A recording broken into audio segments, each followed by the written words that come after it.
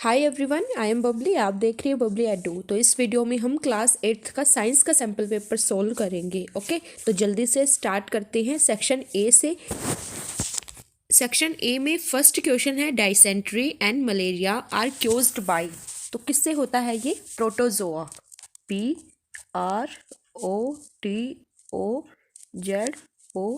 तो ये दोनों ही डिजीज किससे होती है? प्रोटोजोआ से। सेकेंड क्वेश्चन है, which of the following is non renewable source of energy. Non renewable source of energy बताना है। वाटर, कोल, सोइल, सन। तो क्या हो जाएगा? बी राइट आंसर हो जाएगा। तो ऐसे रिसोर्सेज हैं जो एक बार यूज कर लिए तो इनको रिप्लेस नहीं किया जा सकता। थर्ड क्वेश्चन है, the process of conversion of wood into coal. तो वुड को कोयल में बदलना, इसका कन्वर्जन, इसके प्रोसेस को क्या बोलते हैं? ए राइट आंसर हो जाएगा, कार्बोनाइजेशन। फोर्थ क्वेश्चन है, the voice box is called लैरिंग्स। तो जो वॉइस बॉक्स होता है हमारी नेक के अंदर होता है ये, तो उसको लैरिंग्स बोला जाता है। बिल्कुल सही है, ये ट्रू आ जाएगा। फिफ्थ क्वेश्चन है, Paheli set up an experiment using liquid A in the beaker as shown in given figure. She observed that the bulb glows. Then she replaced the liquid A by another liquid B. This time the bulb did not glow. Bujo suggested replacing the bulb by an LED. They observed that the LED glows. Explain. तो ये देखो, ये diagram दे रखा है। तो ये bulb लगाया हुआ है, ये सेल हो गया। अभी इसमें लिक्विड ए डाल दिया, बुजो ने लिक्विड ए डाल दिया जिससे बल्ब ग्लो हो गया। दोबारा लिक्विड बी डाला इस बीकर में और फिर वो बल्ब ग्लो नहीं किया। फिर उसने बल्ब को एलईडी से रिप्लेस किया और एलईडी बल्ब ने ग्लो किया। तो इसमें हमें डिफरेंस बताना है, तो इसका आंसर देखते हैं। देखो, समझते हैं इसको। लिक्विड ए क्या था? गुड कंडक्टर था इलेक्ट्रिसिटी का, and it allows the maximum current to pass through it which is sufficient to glow the bulb. तो जैसे ही उसने लिक्विड ए डाला तो बल्ब ग्लो किया, क्योंकि वो गुड कंडक्टर था इलेक्ट्रिसिटी का और उसने इनफ करंट पास किया जिससे बल्ब ने ग्लो किया। लेकिन फिर उसने लिक्विड भी डाला जो कि क्या था? वीक था, वो इतना ज़्यादा अच्छा कंडक्टर नहीं था। But unable to make the bulb glow, but the small current which is passing through B is sufficient to glow a low voltage LED bulb. LED bulb में क्या है? लो वोल्टेज होती है, उसमें इतना ज़्यादा करंट की नीड नहीं होती। तो लिक्विड बी था, वो बैड कंडक्टर था इलेक्ट्रिसिटी का, उसका करंट वीक था, तो इतना ज़्यादा वो फ्लो नहीं कर पाया जिससे बल्ब ग्लो हो। लेकिन ऑन द कंट्रारी, अगर हम एलईडी बल्ब की बात करें तो उसमें स्मॉल करंट की वजह से ही वो उसने ग्लो किया। तो ये डिफरेंस है, क्योंकि लिक्विड ए गुड कंडक्टर था और लिक्विड बी क्या था? वीक था, वो उतना इनफ करंट पास नहीं कर पाया। तो आपका ये आंसर हो जाएगा। और में क्वेश्चन दे रखा है, the solution of sugar in distilled water does not conduct electricity, why? Reason बताना आपको। तो इसका रीजन क्या होगा? तो रीज़न होगा क्योंकि शुगर में क्या होता है? आयंस नहीं होते, मोलिक्यूल्स होते, जिससे ये इलेक्ट्रिसिटी कंडक्ट नहीं कर पाता। इसका आंसर भी देख लेते हैं। तो ये आंसर हो जाएगा, sugar is compound which does not have ions even in solution and contains only molecules, hence it does not conduct electricity. और जो सोडियम क्लोराइड होता है वो फ्री मोबाइल आयंस होते हैं और इलेक्ट्रिक करंट पास करता है, इसलिए वो इलेक्ट्रिसिटी का गुड कंडक्टर होता है। शुगर गुड कंडक्टर नहीं होता। तो यही आपका आंसर हो जाएगा। क्वेश्चन नंबर 6 है, name the cells of the eye which are sensitive to bright light and dim light. तो आंसर क्या हो जाएगा? Rod cells are sensitive to bright light and cone cells are sensitive to dim light। तो ये दोनों answer हो जाएंगे इसके। और में क्वेश्चन है, image formed by a pinhole camera is inverted. जो पिनहोल कैमरा से इमेज फॉर्म्ड होती है वो इन्वर्टेड होती है। तो बिल्कुल राइट है, ये ट्रू आ जाएगा इसका आंसर। क्वेश्चन नंबर 7 है, animals which give birth to a young ones. तो उन एनिमल्स को क्या बोलते हैं जो जन्म देते हैं? तो क्या बोलते हैं? या तो मैमल्स, MAMMALS, या फिर viviparous animals, VIVIPAROUS, viviparous animals. Okay. अब 8th क्वेश्चन है, वीड्स आर कंट्रोल्ड, आ जाएगा weedicides.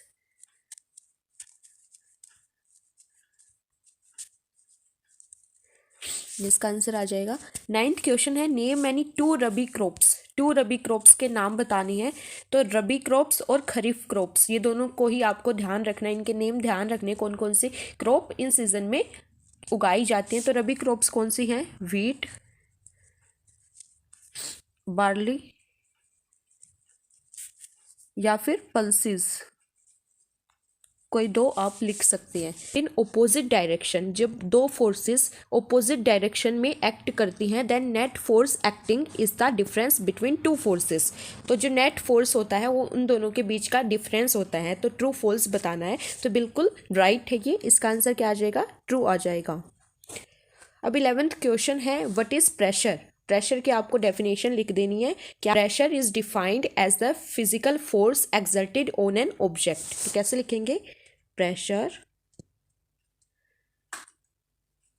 is a physical force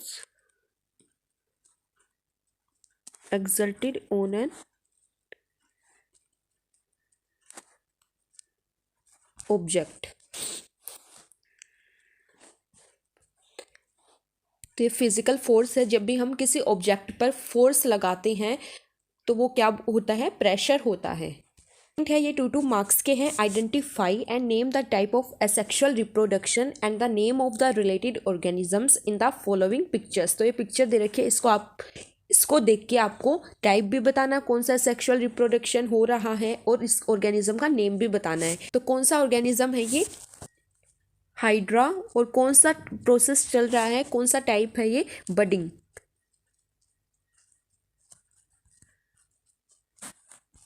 तो ये दोनों 1 मार्क्स के हैं। कौन सा टाइप है ये? बडिंग। और इस ऑर्गेनिज्म का क्या नेम है? हाइड्रा।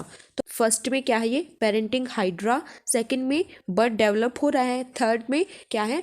न्यू बर्ड हो गया है। और फोर्थ में क्या है? ये हाइड्रा अलग हो गया है। अब और में दे रखा है, what is asexual reproduction? Name 2 animals as examples in which it occur. Asexual reproduction क्या है? 2 एग्जाम्पल देने आपको 2 एनिमल्स के। Asexual reproduction is the mode of reproduction that is involved in the production of offspring by a single parent। जो single parent से production हो offspring का, तो उस मोड ऑफ रिप्रोडक्शन को क्या बोलते हैं? Asexual reproduction. मीन्स प्रोडक्शन में जो एक सिंगल पेरेंट का ही इन्वॉल्वमेंट हो, एक ही पेरेंट हो और उससे रिप्रोडक्शन होता हो, तो उसको एसेक्सुअल रिप्रोडक्शन बोलते हैं। तो एग्जाम्पल्स क्या हैं इसमें? एमोइबा।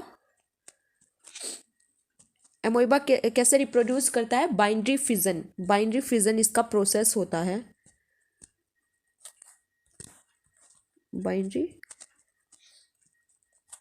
सेकंड एग्जांपल अभी हमने पढ़ा हाइड्रा का, ले सकते हैं हम through budding.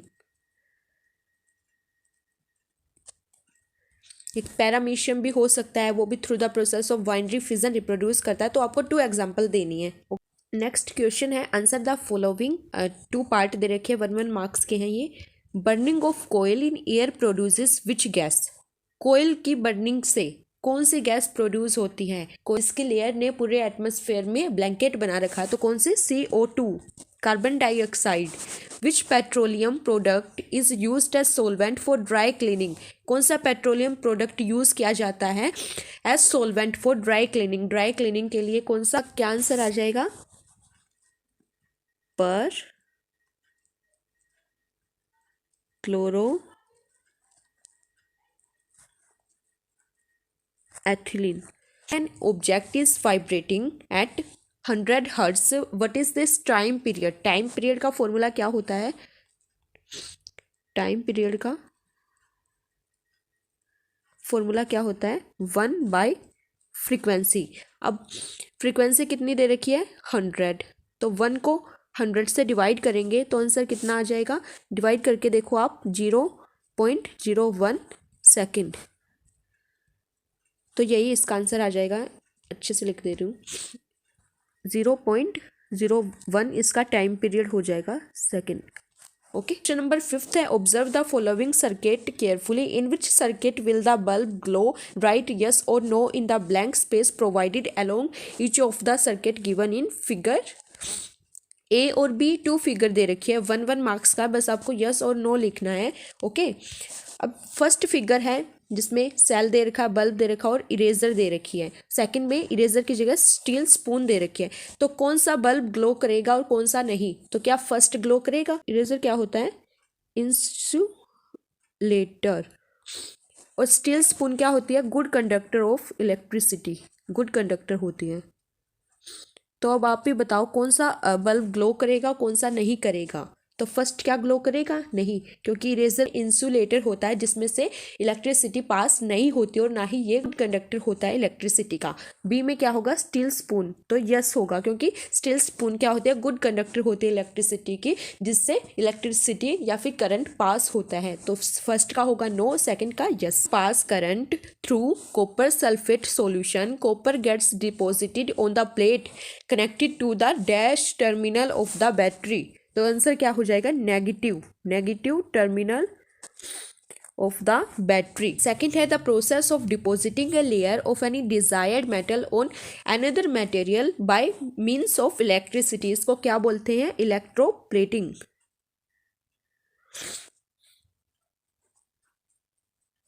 Electroplating. Question number 6 है, ए पार्ट है इसका। Name of the instrument to measure atmospheric pressure. Atmospheric pressure को मेजर करने के लिए इंस्ट्रूमेंट का नेम बताना है और 2 एग्जांपल्स देने हैं कॉन्टैक्ट फोर्स के। तो दोनों को ही देखते हैं। इंस्ट्रूमेंट है बैरोमीटर, BAROMETER। बैरोमीटर इंस्ट्रूमेंट है जो एटमॉस्फेरिक प्रेशर को मेजर करता है। 2 एग्जांपल्स देने कॉन्टैक्ट फोर्स के। कॉन्टैक्ट फोर्स क्या होता है? जब 2 ऑब्जेक्ट के बीच में फोर्स लगाई जाती है। तो कौन से एग्जांपल हो सकते हैं? कौन से? किकिंग है बॉल या फिर पुशिंग है कार। तो 2 एग्जांपल आप लिख लेना। 7th क्वेश्चन है, which are the 3 important factors for the growth of crops. Crops उगाने के लिए, उनकी ग्रोथ के लिए कौन से 3 इंपॉर्टेंट फैक्टर्स हैं? तो क्या क्या है? एयर, वाटर, लाइट और न्यूट्रिएंट्स भी होते हैं। तो आपको कोई 3 लिख देने हैं। What is ploughing? प्लोइंग क्या होता है? प्लोइंग की डेफिनेशन है, प्लोइंग और tilling is the process of breaking, loosening the soil and turning it over for uprooting weeds and aerating the soil. तो जुताई करते हैं, सोइल का ब्रेक डाउन करते हैं, फिर उसको अच्छी तरह प्रिपेयर करते हैं ताकि फसल उगाई जा सके और सीड उसमें डाले जा सके। तो इसलिए अच्छे से कहीं कण वण, कहीं पत्थर वगैरह ना हो, तो इसलिए उसके सोइल को ब्रेक डाउन किया जाता है। तो यही प्लोइंग होता है। ओके, सेक्शन ए हमने कंप्लीट कर लिया है। सेक्शन बी हम नेक्स्ट पार्ट में देखेंगे। ओके।